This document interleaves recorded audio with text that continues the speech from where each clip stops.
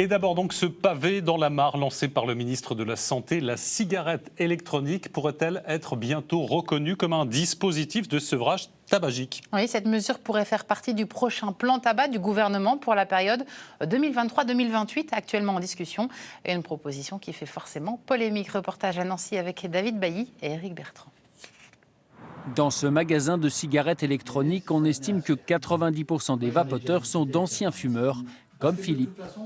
J'ai jamais refumé depuis 5 ans. J'en ai pas l'intention. La cigarette électronique serait un substitut nicotinique efficace, au même titre que les patchs ou les gommes à mâcher que l'on trouve dans les pharmacies. C'est pourquoi le ministre de la Santé réfléchit à les proposer aux officines et à les rembourser.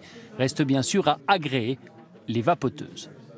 Ce seront des dispositifs normés, encadrés. Je ne sais pas comment ils seront dosés ou quels seront les produits qui seront dedans, mais ça n'aura rien à voir avec un usage récréatif ou autre que l'on peut rencontrer actuellement. Difficile de trouver des études sérieuses pour valider totalement la cigarette électronique. Simon, lui, a commencé il y a quelques mois. Le problème qui se pose avec la cigarette électronique, c'est que je l'ai toujours en main. Et puis je vapote tout le temps, quoi. Bon, heureusement, j'ai que 3% de nicotine dedans. Mais à la limite, je suis devenu dépendant de la cigarette électronique, quoi.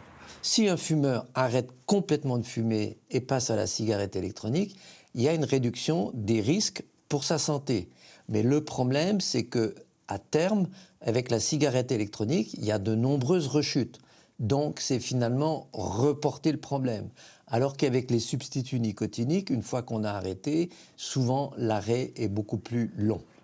La vapoteuse est-elle un bon outil pour arrêter de fumer? Le Haut Conseil de la santé publique n'a pas encore répondu à cette interrogation. Le ministre voudrait, lui, voir ses projets concrétisés dès la rentrée.